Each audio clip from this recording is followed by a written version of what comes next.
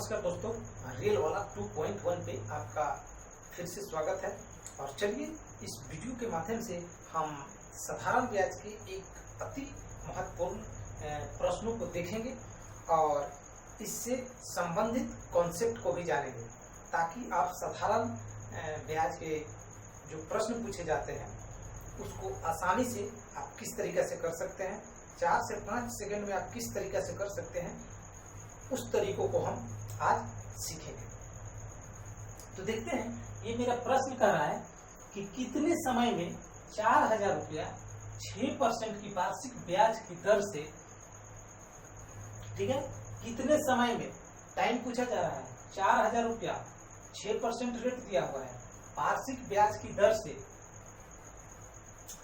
वार्षिक ब्याज की दर से साधारण ब्याज 400 रुपया होगा। 4000 रुपया मूलधन दिया हुआ है, 6% रेट दिया हुआ है और साधारण ब्याज कितना दिया हुआ है, 400 रुपया दिया हुआ है। तो इसमें टाइम पूछा गया है कि आखिर कितना टाइम लेगा।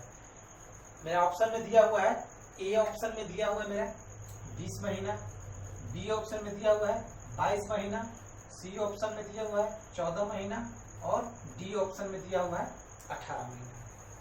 ठीक है, 20 महीना, 22 महीना, 14 महीना, 18 महीना। आप यदि बनाते हैं तो इसे बनाएं और कमेंट करके बताएं कि आप कितने समय में इसको बनाए हैं, और मेरे तरीकों को भी सीखें कि मैं आपको कितने समय में बनाने के लिए बता रहा हूं। तो जैसा कि यहाँ पे लिखा हुआ क्या, मूलधन 4000, रेट 6% और ब्याज कितना लिखा हुआ है, 400 रुपया है। क्या है, 400 रुपया है। आप वही वाला फॉर्मूला लगाएंगे, फॉर्मूले पे बनाएंगे जो फॉर्मूला है, और फॉर्मूला से कितना फास्ट बनाते हैं आप हमें कमेंट करके जरूर बताएं कि आप कितने समय में ये बना रहे हैं, और मेरे तरीकों को भी देखें। तो मेरा तरीका ये कहता है कि 4000 रुपया मेरा मूलधन है। क्या है, 4000 रुपया मेरा मूलधन है और ब्याज कितना है, 400 रुपया है। कितना है, 400 रुपया है। तो ये 4000 का कितना परसेंट 400 रुपया है, तो आप कहेंगे कि 10%, जानते होंगे तो बोलेंगे क्या 10%। 10% निकालने के लिए क्या बताए थे, 10 से हम भाग कर देते हैं। क्या कर देते हैं, 10 से भाग कर देते हैं, और 10 से भाग करने पे 400 आ जाएगा। इसका मतलब क्या है कि 4000 का 10% मेरा ये। लेकिन इसमें 6% वार्षिक ब्याज की दर बोला है, तो 6% ब्याज ही ले रहा है। इसका मतलब कुछ समय ले रहा होगा, कुछ ना कुछ समय ले रहा होगा। तो आखिर वो समय कितना ले रहा है, ठीक है, कि 400 रुपया उसका ब्याज आ रहा है।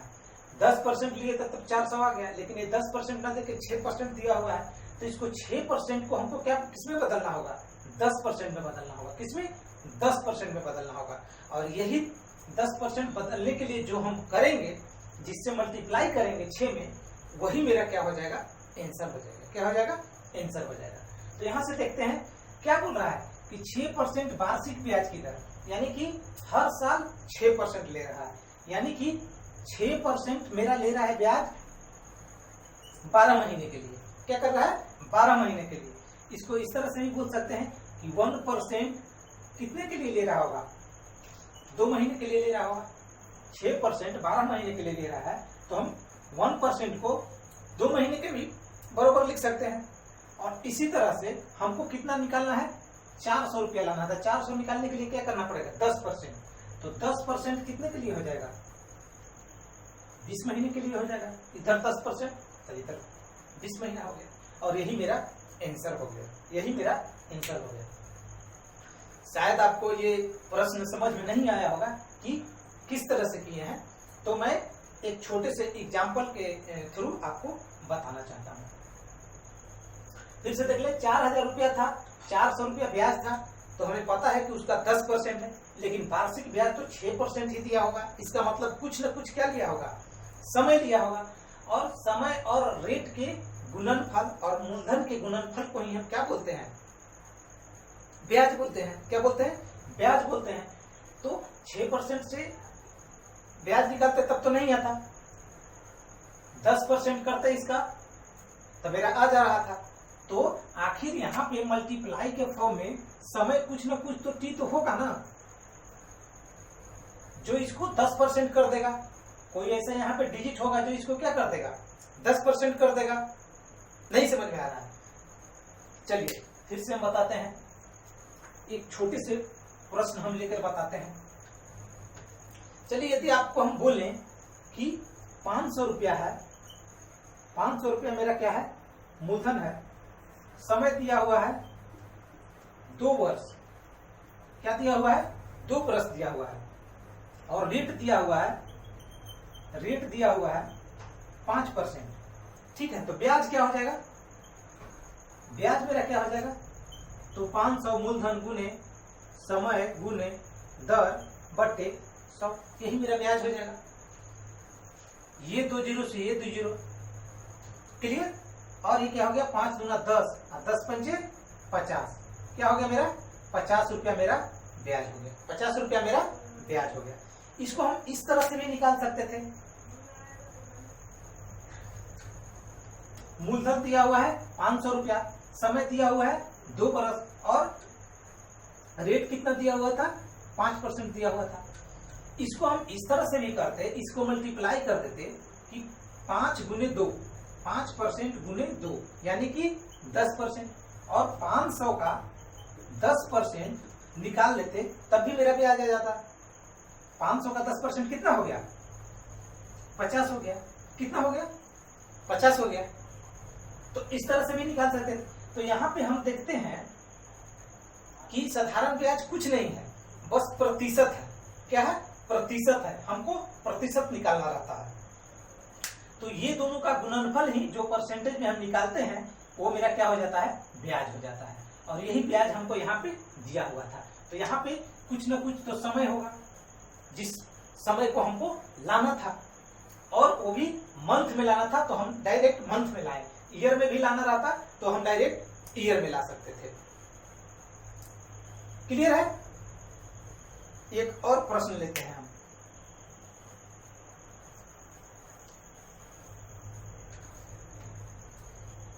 मान लिया कि रेट दिया हुआ है, रेट दिया हुआ है 500%, ठीक है। मूलधन दिया हुआ है 5 रुपया, और समय दिया हुआ है 2 ईयर, 2 साल, ठीक है। क्या है? 2 ईयर है। तो इसको हम किस तरह से निकाल सकते हैं? सेम चीज इसमें भी यदि हम करते 5 दूना 10%, 10% ऑफ 500 इज इक्वल टू क्या आ जाएगा मेरा? 50। तो 50 रुपए ही ब्याज होगा। यानी कि तीनों मल्टीपल के फॉर्म में होता है। क्या होता है? साधारण ब्याज इक्वल टू क्या होता है? साधारण ब्याज इक्वल टू क्या होता है? मूलधन गुने समय गुने दर बटा 100।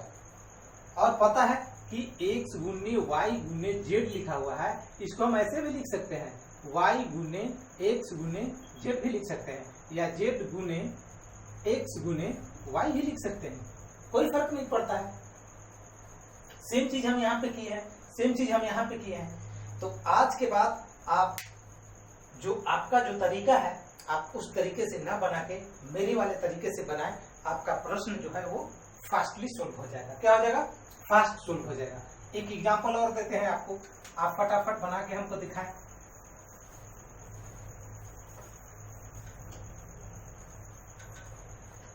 एक प्रश्न दे रहे हैं हम, रेट मेरा क्या है? रेट मेरा क्या है? 2.5% है, ठीक है। रेट 2.5% है, और टाइम कितना है? 4 ईयर है। क्या है? 4 ईयर है। और मेरा क्या मूलधन क्या है? मूलधन क्या मेरा दिया हुआ है? तो 545 दिया हुआ है। कितना दिया हुआ है? 545 दिया हुआ है। तो आप जल्दी से बना के दिखाएं हमको कि ये कितना इसका ब्याज होगा, साधारण ब्याज कितना होगा, साधारण ब्याज कितना होगा। जवाब देने का कोशिश करेंगे, और मेरा भी देख ले, मेरा भी मेथड देख ले कि इससे कितने समय में आपका जवाब आ जाएगा। सही आ जाएगा, कितने तरीका से बना सकते हैं। तो हम इसको इस तरह से करेंगे कि रेट मेरा दिया हुआ है 2.5% और समय दिया हुआ है 4%, तो 2.5 को हम क्या करेंगे 4 से गुना कर देंगे। क्या कर देंगे 2.5 को 4 से गुना कर देंगे, तो कितना हो जाएगा 10% हो जाएगा। क्या हो जाएगा 10% हो जाएगा। और 10% 545 का 10% क्या हो जाएगा 54.5। ये मेरा आंसर हो गया, ये मेरा आंसर हो गया। 2.5% 4 बरस, ये कितना हो गया 10%, और मूलधन का 10% निकाल दें 54. मेरा आंसर हो गया। आप जितने देर में फॉर्मूला को लिखेंगे उतने देर में मेरा आंसर आ जाएगा।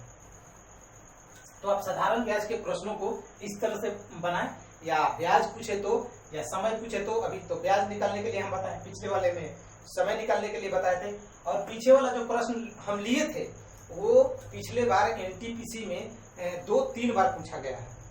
रेलवे की एनटीपीसी की परीक्षा में 2 से 3 बार पूछा गया है, और हमें नहीं शायद लगता होगा कि इतनी कम समय में किसी भी विद्यार्थी ने उस प्रश्नों को सोल्व किया होगा। तो आज से आप इस ट्रिक को अपनाएं और इस तरीका से अपने साधारण ब्याज को सोल्व करने की आदत को डालें।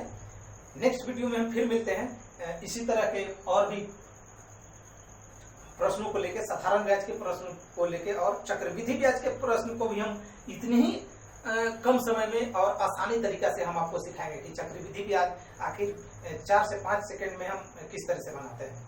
4 से 5 सेकंड मेरा बोलने का मतलब क्या हुआ कि प्रश्न पढ़ने के बाद आपको सोल्व करने में कितना टाइम लगा, सोल्व करने का टाइमिंग हम बता रहे हैं। ऐसा नहीं कि प्रश्न पढ़ने में भी 5 सेकंड आपको लग जाएगा। तो प्रश्न पढ़ने के बाद की टाइमिंग जो सोल्व करने में आपको लगेगी वो कितनी लगनी चाहिए। यहाँ पे आपने देखा 2.5% 4 बरस दिया हुआ था। हमें ये दिखना चाहिए कि इसका 4 से मल्टीप्लाई करेंगे तो 10% आएगा, और 545 के 10% क्या आपको याद में रहना चाहिए। नहीं भी याद है तो क्या कीजिएगा, गुने 10/100 कीजिएगा, 1010 कट जाएगा, 1 पॉइंट ऊपर चला जाएगा। और वैसे मैंने परसेंटेज के, इसीलिए परसेंटेज सबसे पहले मैंने बताया है कि परसेंटेज का यूज लगभग सभी चैप्टर में है, और परसेंटेज अच्छी तरीका से आपको समझ में आ रहा है तो सारे के सारे प्रश्न, बहुत सारे ऐसे चैप्टर हैं जिसका चुटकियों में जो है आपको प्रश्न को सोल्व हो जाएगा।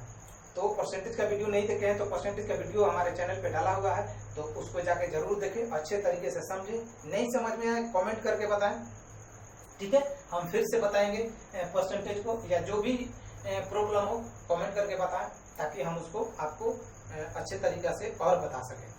तो चलिए इस वीडियो में इतने ही। वीडियो कैसा लगा आप लाइक करके जरूर बताएं, और अच्छा लगा है तो इसे शेयर करें दोस्तों के पास, और हमारे चैनल को सब्सक्राइब करना ना भूलें। तब तक के लिए धन्यवाद।